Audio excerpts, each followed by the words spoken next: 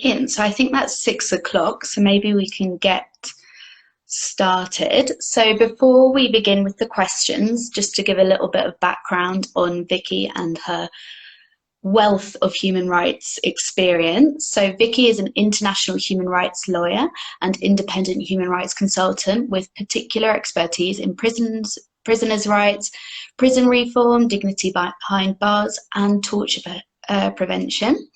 She has 25 years experience in the human rights sector and a professional background in international organisations such as the UN, Council of Europe, the British government, non-governmental organisations such as Amnesty International, Penal Reform International, national human rights institutions and academia. Vicki's international experience has taken her all over the world to Japan, Canada, Thailand, Georgia, Kosovo, Russia and Ethiopia.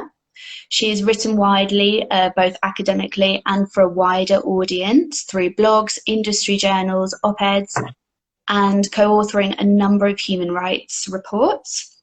She has also undertaken consultancy work with the Organisation for Security and Cooperation in Europe, Council of Europe and Penal Reform International. Vicki has an undergraduate's degree in law and a master's degree in human rights and civil liberties from the University of the West of England, Bristol, and the University of Leicester, respectively. And in October 2019, she was appointed a visiting professor of human rights at Birmingham City University. Thank you so much, Vicki, for taking the time to join us for this session. So to begin, could you just tell me a little bit about your career in human rights and your journey that you have undertaken? Yeah, absolutely. And thank you just to everyone who's here and dialed in. And this is my first Insta Live, so I'm very pleased to have you with me on this journey. So I think the first thing to say is, my own journey is that there was no real plan and no real design in terms of my human rights career. And that's not to say that those of you who are watching, listening, that you will follow in my footsteps there. But I've just taken every opportunity that has come my way. And some have been, great opportunities, others maybe not so much. So I wanted to say that at the top of this session, because I think very much that might well be part of your own human rights journey there. But the journey that I've had, as you say, Alice, has kind of taken me to international organisations. It's taken me home to the British government. It's taken me to the not-for-profit sector, to academia and to national human rights institutions. But going way, way back into the annals of history, I studied law as an undergraduate degree, but actually didn't really enjoy my law degree until I could study civil liberties and international law. Then it started speaking to me and it touched me more than doing land law and contract law. So for those of you who have joined us and who studied law will maybe resonate with that there. But I will keep this very short in terms of the journey, but I qualified as a lawyer, as a solicitor here in the UK. For those of you who, I don't know, we have the distinction between being a solicitor and a barrister. And I did that as a means to an end. I did that because I felt that being a lawyer would stand me in good stead for the career that I wanted to have, but we'll come on to this, it's not the only way into the sector. And thereafter, I very quickly moved my career to a human rights sort of focused career there, that I did some work with an NGO in Geneva, which sort of cut my teeth there, came back and did a master's in human rights and civil liberties, and from there cut my teeth as an immigration.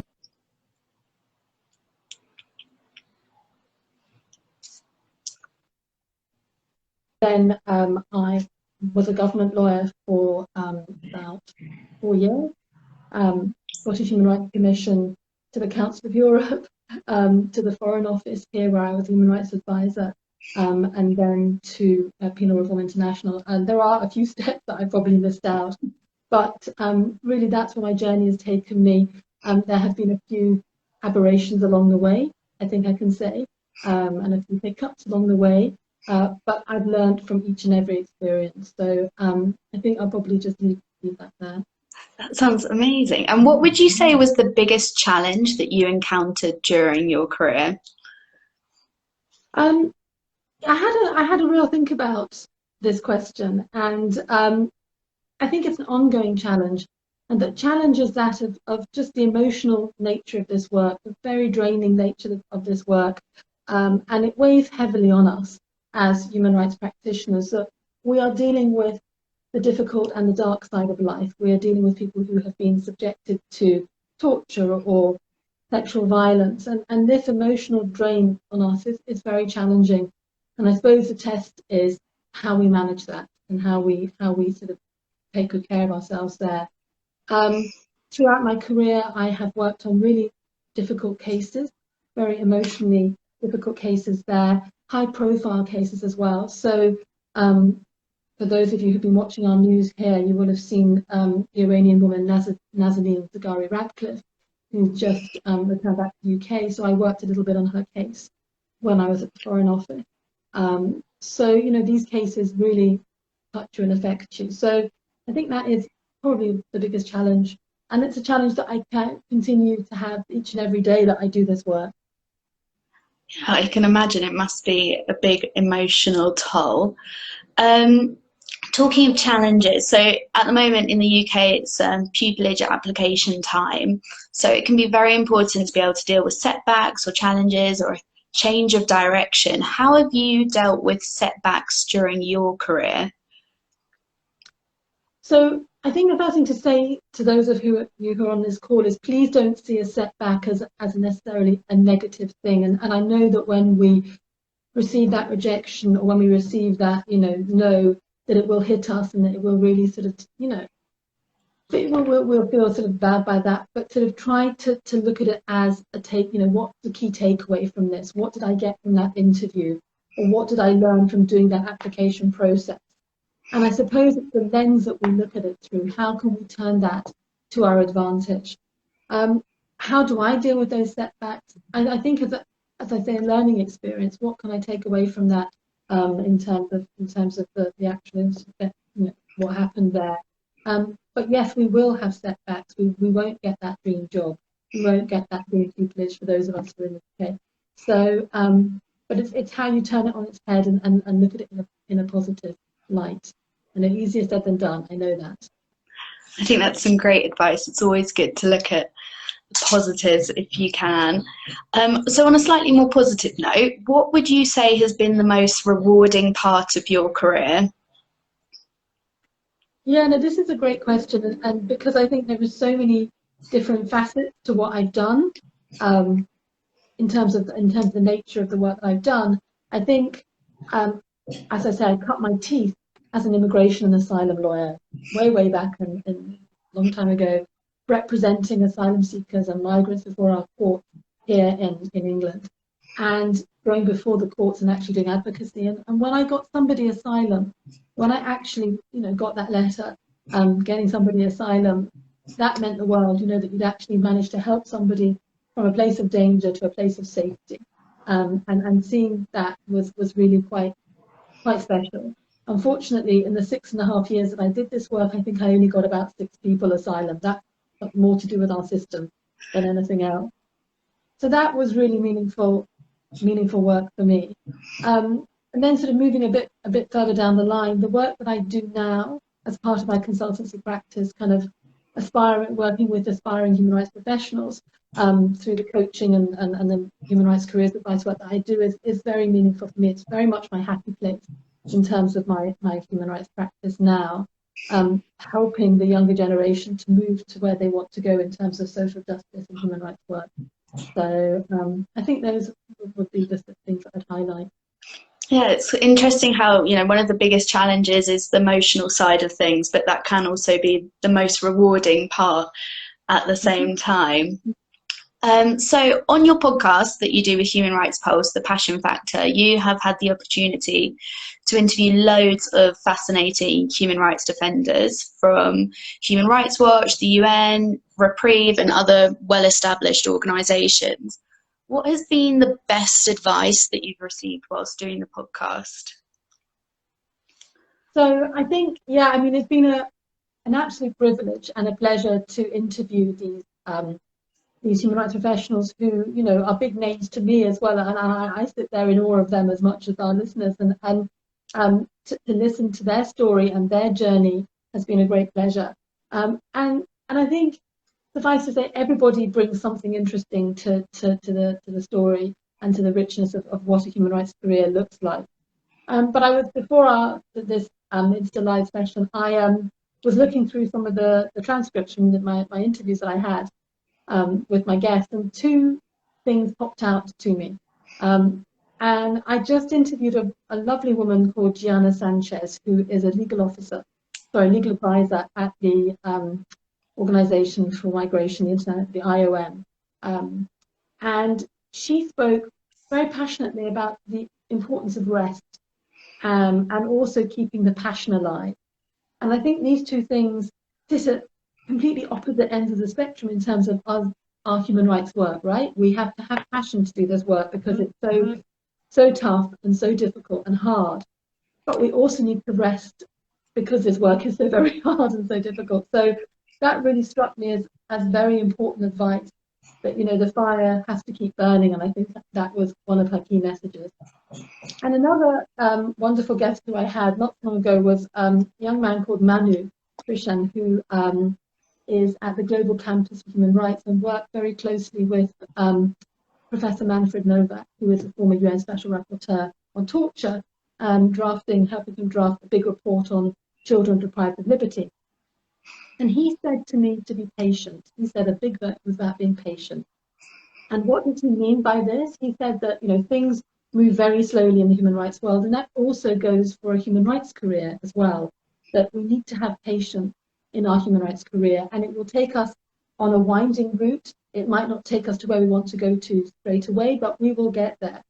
So these two messages really struck a chord with me, but I'd encourage those people on the call to have a listen to, I think there are about 20 interviews there now on the podcast, because everybody has got amazing advice to offer you. No, for sure. I think it's 22 episodes we're on now, and every time there's something new, like a new piece of advice that hasn't been mentioned before, and it's just a really good resource for anyone looking to start out their career of human rights. So when you're starting a human rights career, things can seem a little bit daunting at first, I think. So what small steps would you advise for someone right at the beginning of their career? Yeah, absolutely. I think it can seem hugely daunting. Like, where do I start? How do I start? You know, where does my heart lie in the human rights world?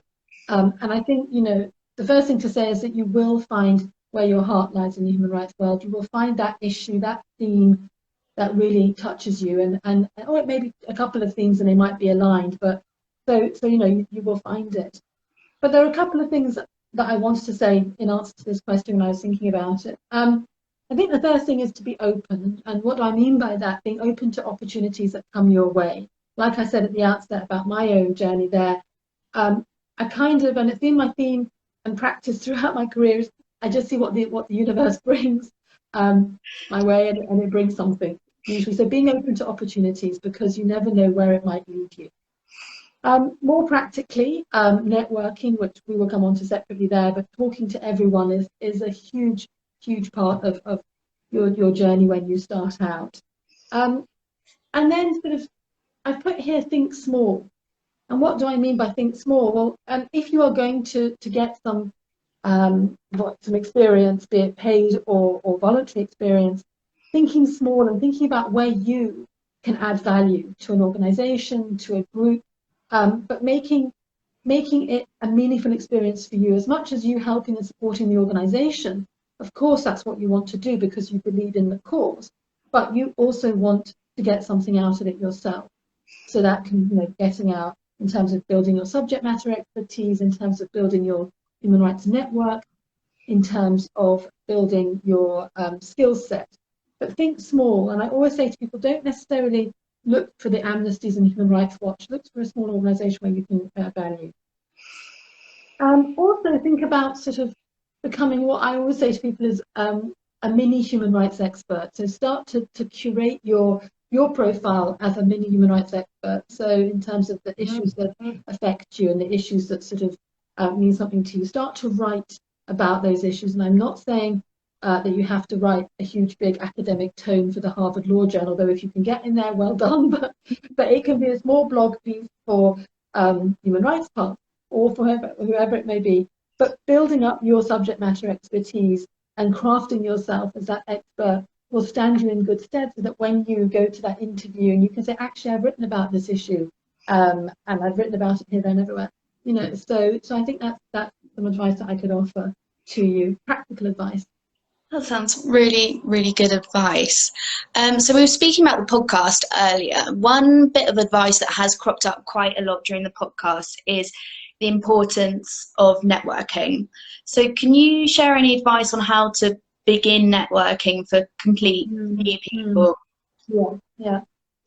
So I think that's the first thing to say is that networking feels inherently uncomfortable to us, right? The very word, we just kind of recoil and we think, oh, I'm not a networker. And I think if we try to take that sort of uncomfortableness out of it and think about, well, we'll take baby steps, we'll take small steps. And I was trying to think about how best to articulate it, and what came to my mind was what I coined soft or warm networking.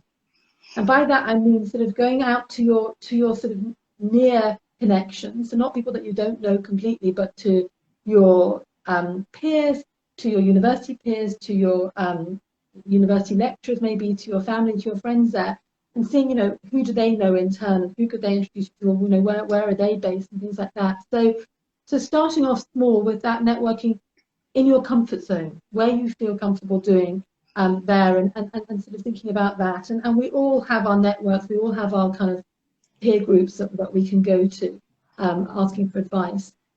The second thing to say is looking at networking as a sort of symbiotic two-way exchange. It's not just you trying to get something out of that relationship, but it's also you maybe helping or supporting that person. So I always kind of, when I'm networking, say, well, you know, how can I help you? How can I support you? What could I do for you? It may not be that you can do something for them this week, but they may ask you for, you know, something next week. So you know, having that reciprocity in that networking relationship, I think, is very valuable, because then people feel invested, and they also feel that you are doing it authentically and meaningfully. And that, I think, has to be at the core of any networking exchange. On a practical level, and I will readily admit that I'm a LinkedIn addict, and I am almost evangelical about it, actually. More so when I started out on my own, because I had to be my own marketeer, and I have to do, you know, my own sort of PR, if you like. So very recently, you know, there, but I've always kind of dipped into it. But I think getting on LinkedIn and using it in a really strategic way, in a very positive way, in a very engaging way, can stand you in really good stead. First of all, it's a case of actually curating your LinkedIn profile in a way that shows your best human rights self and the work that you do and everything like this. But then building up what I'd say is a human rights family. So getting out to people, networking with people who are either in jobs and roles that you'd like to be in, and asking them for a little bit of a conversation, a chat about where they got to, commenting, sharing, liking content on there and stuff. So I think LinkedIn can be the most powerful tool in terms of networking. And then the other thing to say is around events. We know we go to events online all the time, but also now in person, and I'm not, you know, people are dialing in from all over, so it will depend on what's happening in your part of the world. But you know, going to events, connecting to the thought leaders in your area, and then connecting to them afterwards, going up and saying, hey, I really enjoyed what you were speaking about. You know, where and how can I support your work? And you will get, I would hope, some sort of warm reception for that. So please don't feel scared or anxious about networking, because it can be the most positive experience. Just dive in, I think, is my advice. Just dive in. That's great.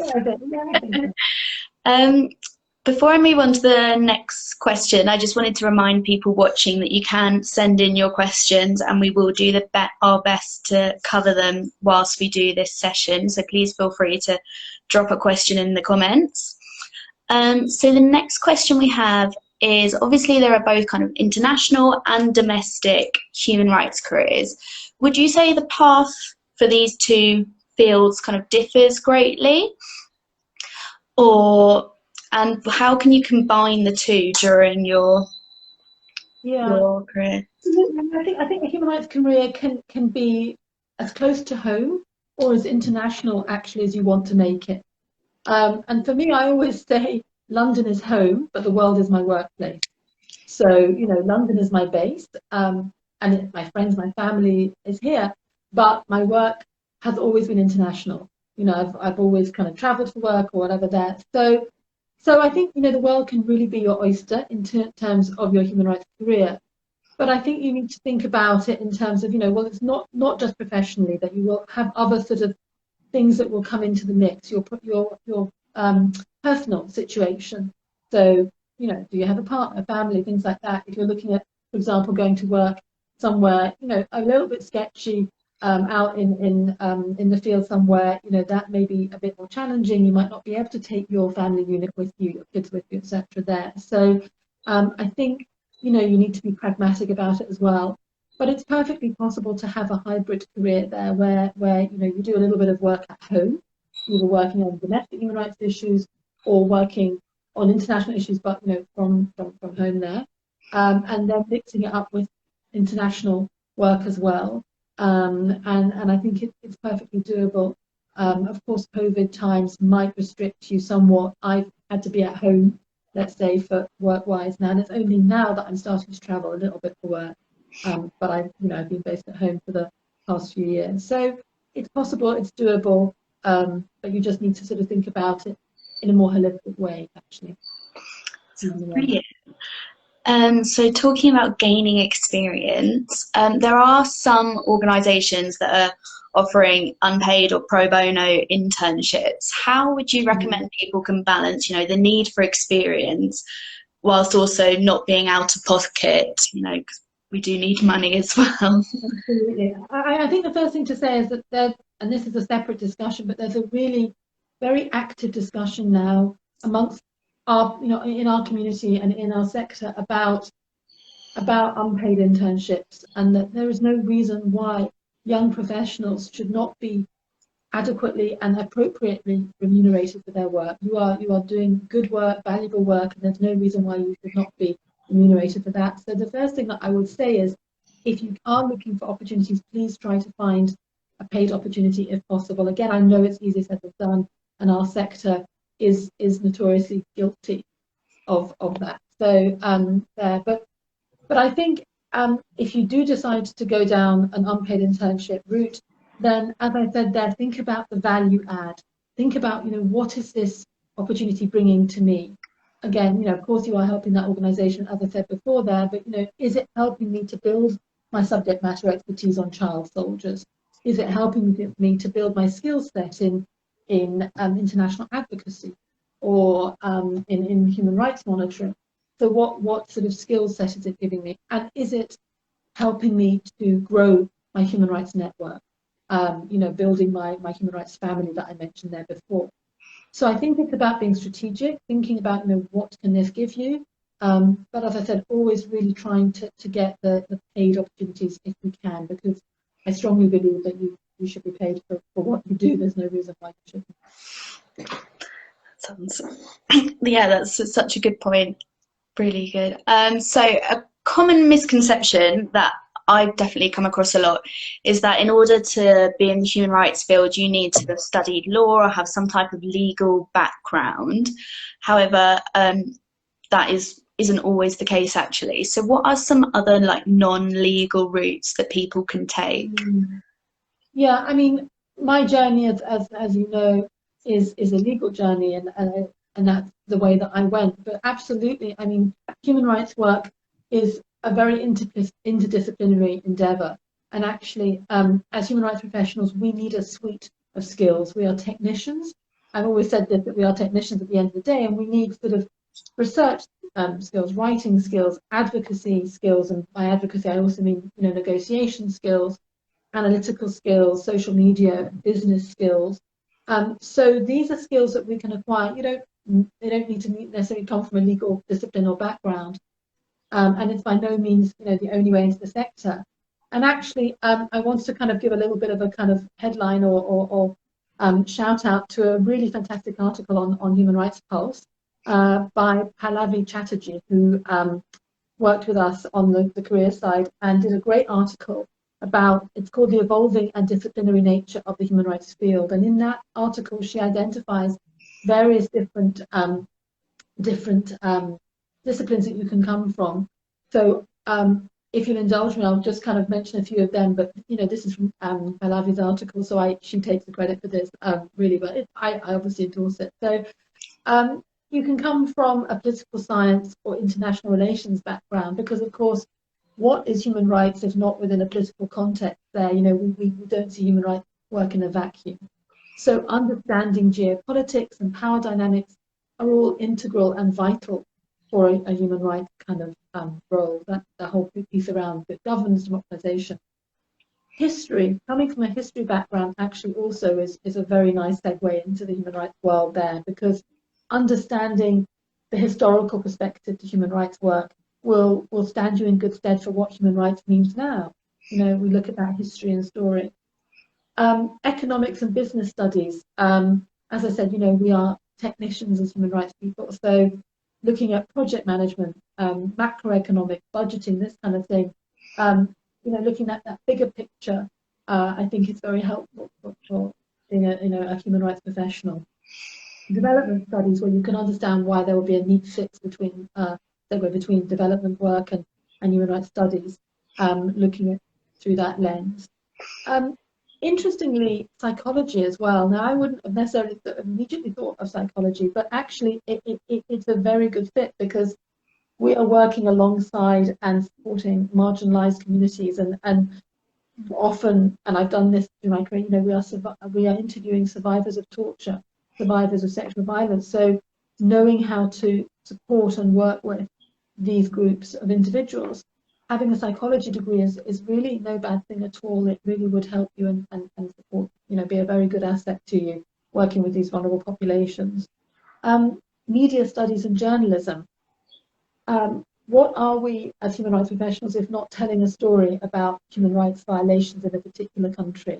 So being a media studies or journalism student, you have got those skills and assets to tell the story in a way that is powerful, engaging, meaningful to the reader. So I think, you know, that's a great background to come from. I just highlight a few, but there are others as well. I think, you know, anthropology, sociology, these kind of things. So please don't just think that, you know, oh gosh, I have to kind of go off and do law. No, I don't think that you do. I just happened upon that route, but it's not the only way at all. That's super interesting. I never would have thought of psychology, but now thinking about it works. Yeah, absolutely, it does. Very good. So talking of articles on the Human Rights Pulse page about careers insights, which can be found via our website. If you go to the Pulse Projects tab and then select Career Insights, there's a wealth of articles about having a human rights career. One of the most popular ones is titled, "Is a Master's in Human Rights Worth It?" So, Vicki, what do you think about further study in the human rights field? Yeah. You know, it's a really good question and a very sort of important question, and something actually when I do the podcast, you'll hear me ask all the guests on there about is it important, useful, advantageous to have an advanced degree in human rights? And there's a lot of kind of discussion about that. And I think the first thing to say is take a step back and have a look at what the market is asking for at the minute. So actually having a look at some roles that you'd be interested in, and seeing, well, what are the academics? What are they asking for by way of an advanced degree? And I think you will find that now they are asking, most human rights employers are asking for some sort of advanced degree, be it in international law, be it in international human rights law. That is kind of very much kind of what they're asking for there. And in fact, one of my guests on the podcast was a lovely woman called Nathalie Prouvé, who was the head of rule of law for the UN at the Office of the High Commissioner for Human Rights. And we had a very nice chat, and she sort of said to me that even for a UN internship now, an internship, they are asking for a master's. So this kind of gives you the idea of the market there that we have. But that said, we know that a master's degree is both an investment of time and money, right? You know, it's expensive to do a master's, and also it's time if you're doing it either full-time or part-time there. So I think if you are going to go down that route, I would say very much do your due diligence. Look really carefully at the master's program first, and then sort of work, you know, out from that. Speak to alumni on the course who've done this course. You know, what have they gotten out of it? What's the teaching like? Where have alumni gone to in terms of work and positions and things like that? So, you know, really think carefully and deeply about this. And also think about the timing of a master's program. Many people go on to do it straight away after a graduate degree, an undergraduate degree, and it doesn't necessarily have to be that way, actually. You can go and get a little bit of, you know, work experience and then come back and do your master's degree at a later stage. And actually, it might have more resonance for you, because it might mean more because you've been in the field on the ground, seeing that work, and then you can put it in that academic kind of framework and context. So, so yeah, I think now the market is looking more for it, but think strategically and carefully about it. Yeah, I think that's great. I think it's also at the moment, with lots of courses being online as well, with that timing that you're saying about whether it's worth doing at the moment online or whether you'd rather wait until maybe if things go back into person or not. It's really good. So at the moment, it can feel like for a lot of the job vacancies, there are hundreds of other applicants. So what would you recommend people can do to make their CV stand out from the crowds? Absolutely, and I mean, I've been on the sort of other side of the table looking at CVs when I've been interviewing for interns at Reform International and other places. And I think the one thing that I want to sort of start this little section with is a little fun fact. And I think it's well known that on average an employer looks at a CV for about 6 to 7 seconds. Not 67, but 6 to 7 seconds. So you have a very short amount of time to actually make an impact and to sort of, get your message across there. But what I've done, again, through the podcast that I met with the human rights professionals, is I've asked them, what makes a good human rights CV? And these are some of the things that they've said to me back. They've said that they want to see some sort of X factor on there. And I said, well, what do you mean by that? So they're saying some sort of spark, or showing some sort of spark or dazzle or initiative or something like that. So try to make your CV stand out in that respect.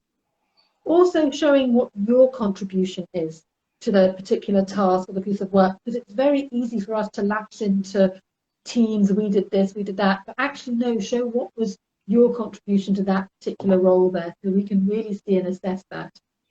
A very important thing that one interviewee, Cynthia Orchard, said to me was not only showing what you've done, but showing the impact of what you've done.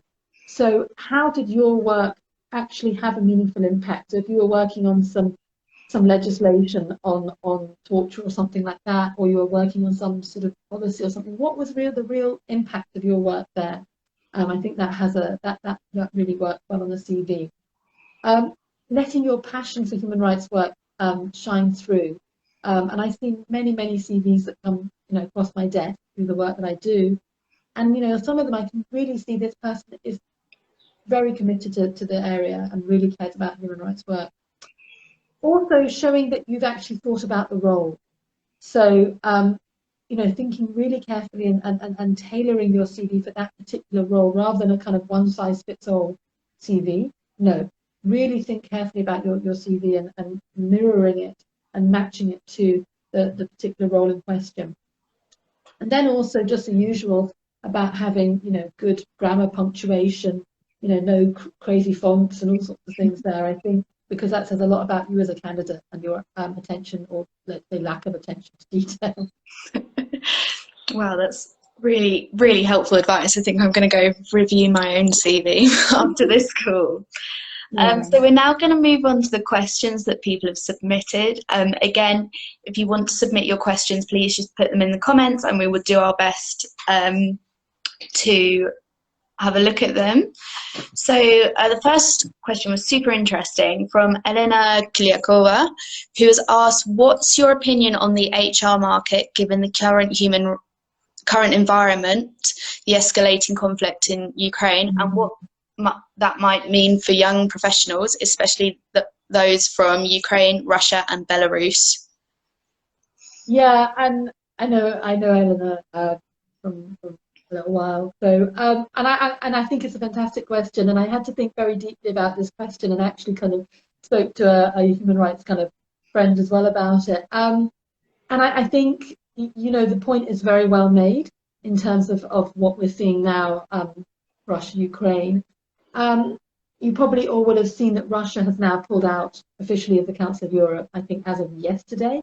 I saw the flag being pulled down there. So, and I think that is going to impact upon Russian nationals who might want to, for example, work in or even do a traineeship in the Council of Europe, because, you know, they have a traineeship program. So I think that's going to have a real palpable actually impact on you know, doing that, you know, working in maybe that international organisation there.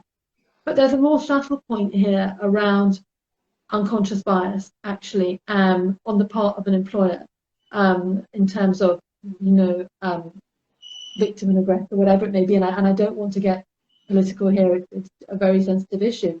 But I think, you know, there could be that risk there on the part of a future employer about how they look at a particular person, you know, given their nationality.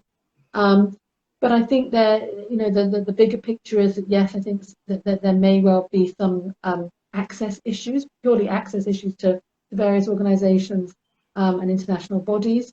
But we're also seeing on the flip side sort of other opportunities opening up, like sort of some scholarship opportunities for for Ukrainian academics and things like that. So I do feel that, you know, that the isolation policy, if we put it like that, Russia will sadly have an impact on some Russian nationals who might, you know, want to pursue a career in human rights. So, but it's so new and fresh and current that we have to see. But certainly we're seeing sort of signs now that, you know, for example, that, as I say, Russia has now withdrawn from the Council of Europe. So, yeah, but thanks for the question. Thank you. Yeah, it's really, really great question. Another question that's came up whilst we're doing this call is, what would you say to those afraid of speaking up on LinkedIn out of fear of being misjudged? No, thank you for that question, and I totally get that, because when you show up and when you speak out on platforms, yes, there's a risk that your voice and your message might be misunderstood and misconstrued.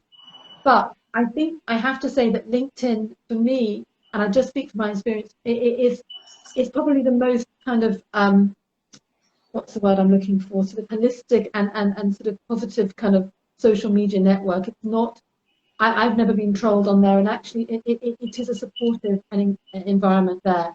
Of course, you know, you have to think carefully before you put fingers to keyboard and things like that, but I don't feel that it's a toxic environment like, let's say, Twitter is and can be, and I'm very careful on Twitter. I don't tweet a whole lot for that very reason. But LinkedIn, it's all about building those professional connections and things. So I would hope that you wouldn't get that kind of response.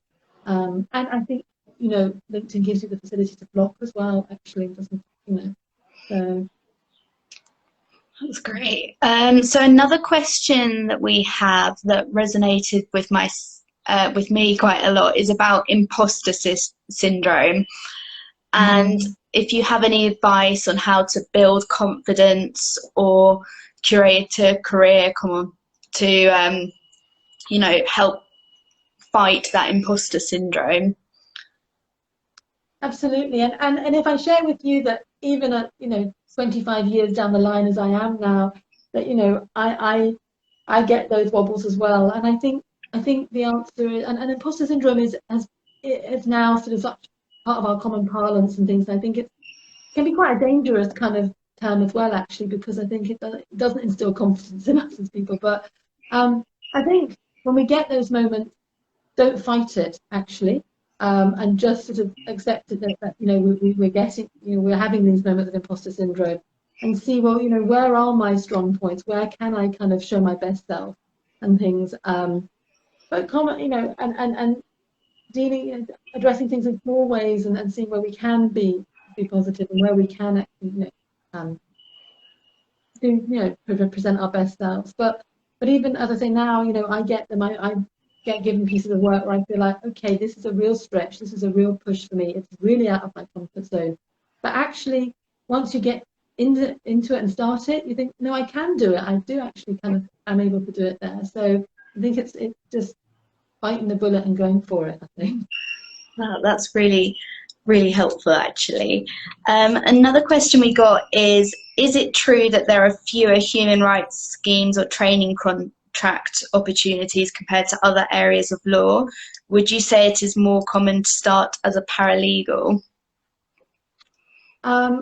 So what I can say is that, I've never sort of been in other sectors, so other legal sectors, but I think, it's very difficult to secure a training contract, and I'm speaking now for those listening in England, but to secure any kind of apprenticeship or training contract in very big city law firms and things like that, there is competition in other sectors, in other legal sectors there. I think starting out as a paralegal gives you some great skills. It gives you project management skills. It gives you, you might be going to do advocacy work, so it might give you advocacy skills, drafting skills. So I think, it gives you a suite of skills that will stand you in good stead. And we haven't spoken here much about sort of coming in from another sector and transferring into the human rights sector, but I think there are definitely ways and means in. So it's thinking about, what are my assets as a professional that will cut across or move across into the human rights sector. So, but being a paralegal, I think, is a good start. That's brilliant. And then we had one more question. How would you advise demonstrating an interest in human rights or switching to human rights law if you are going to be qualifying into another area of law?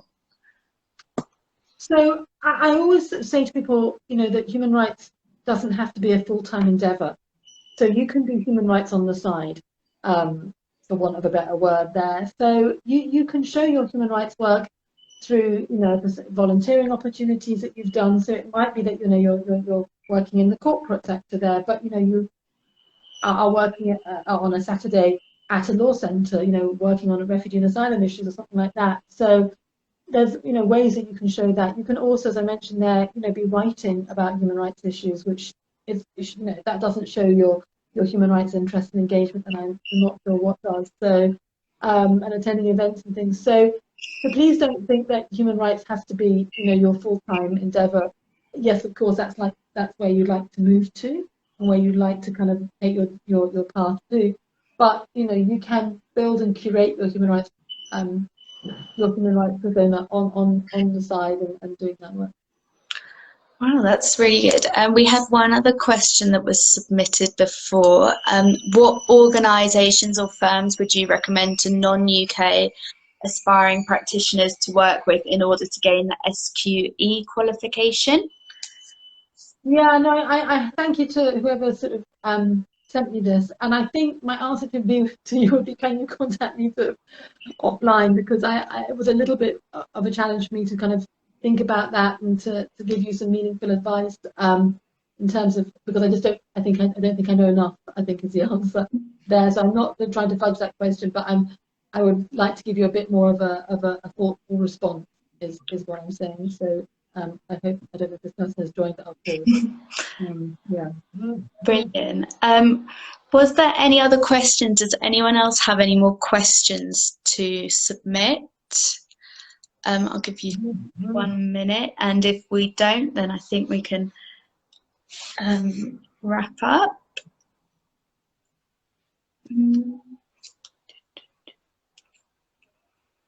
Don't be shy. I don't. You have to sharp. Take my brains.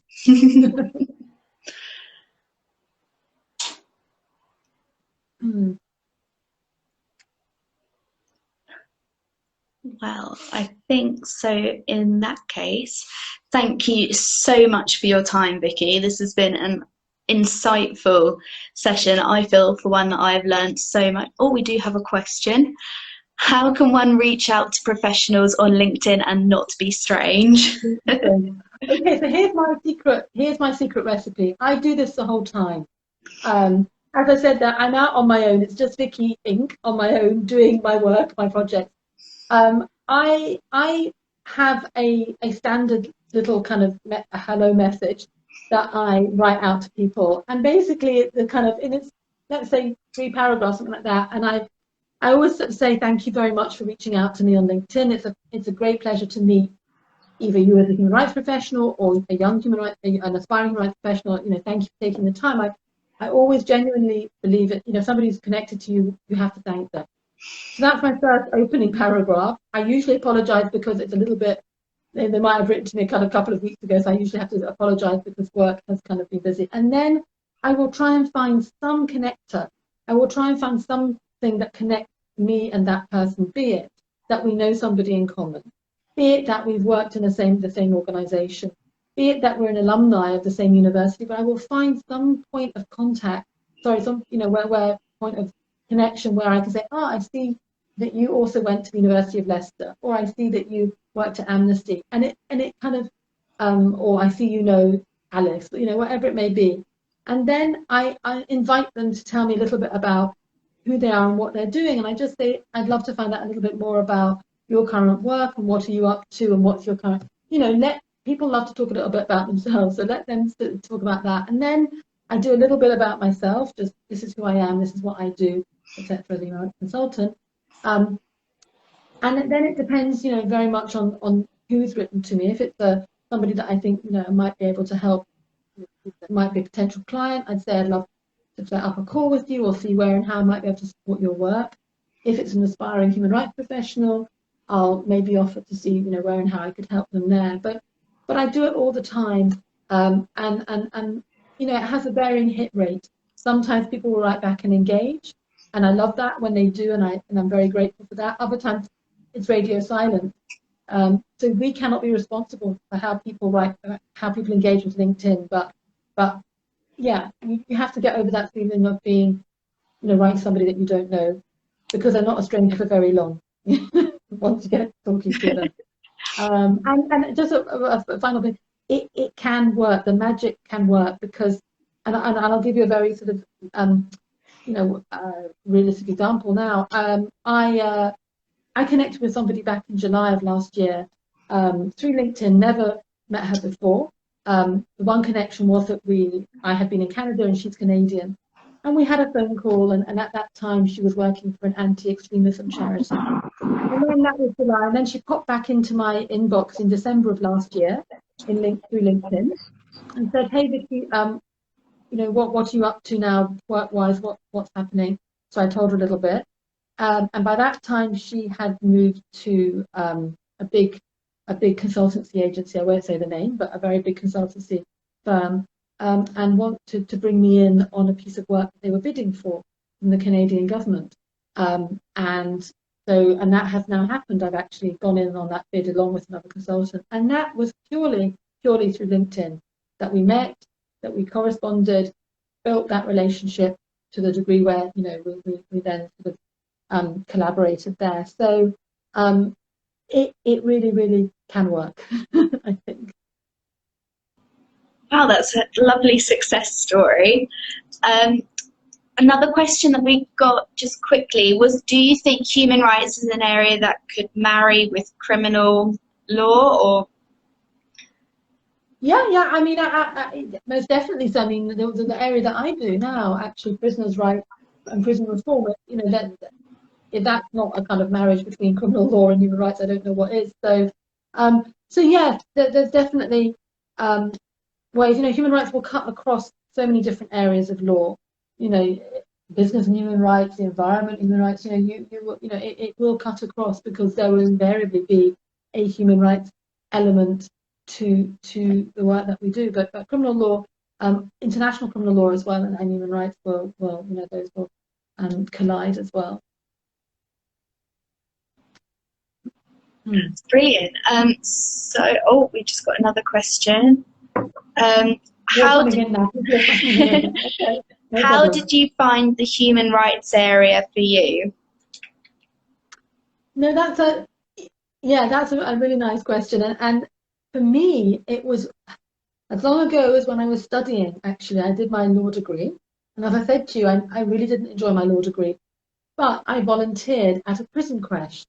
So I was at Bristol University, for those who are kind of in the UK, and University of the West England. Sorry.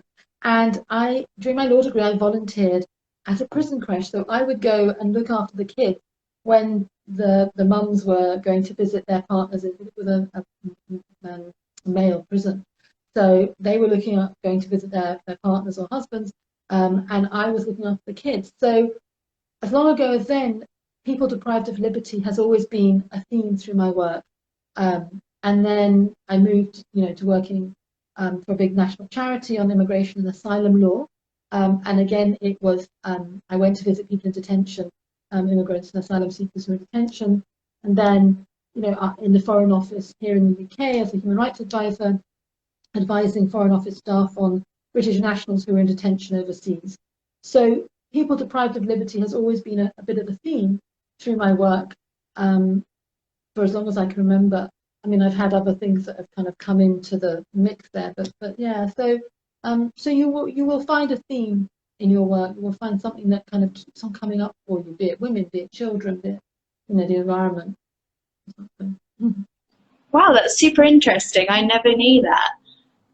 That's how you started out. Wow. Yeah, we want to go back, and I still remember it, to this day and stuff. So that's amazing.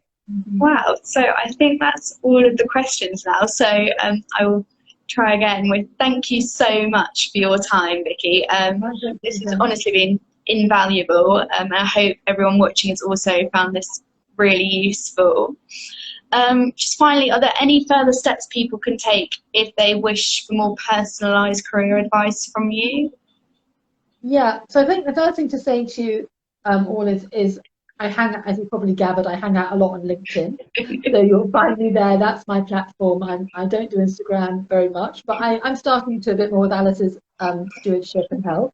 But you'll find me on LinkedIn, so connect to me there. But yes, as I said to you sort of at the start, I do have a human rights careers service, for want of a better word, which I've called Human Rights Careers Corner. So and it's something that I offer a more bespoke service to individuals on one-on-one. We always, and I have a couple of things called power hours where I help you with either interview preparation, or I help you with personal branding for human rights careers. So by that I mean looking at your LinkedIn, and we work together on your LinkedIn profile to make it kind of human rights dazzling, etc., and how to present your best self there, and other tips and things. And also CV and cover letter advice as well. But I do that usually when you have a job that you're applying for, because it's good to have something to work towards, so we can tailor make your CV there. So that's really the services that I offer.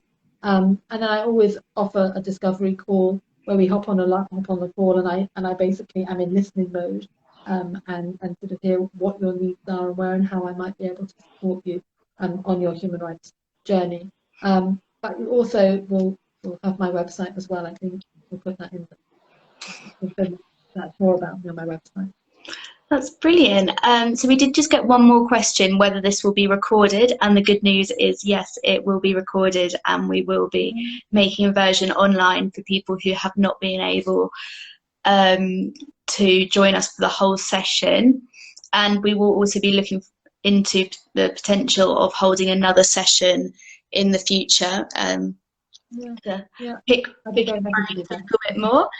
So thank you again, Vicki. Thank you to everyone that's been watching, and good luck with your human rights careers. Wishing you all best of luck, and thank you for joining wherever you are in the world, morning, afternoon, evening, wherever you are. Brilliant. Thank you, everybody. Bye bye.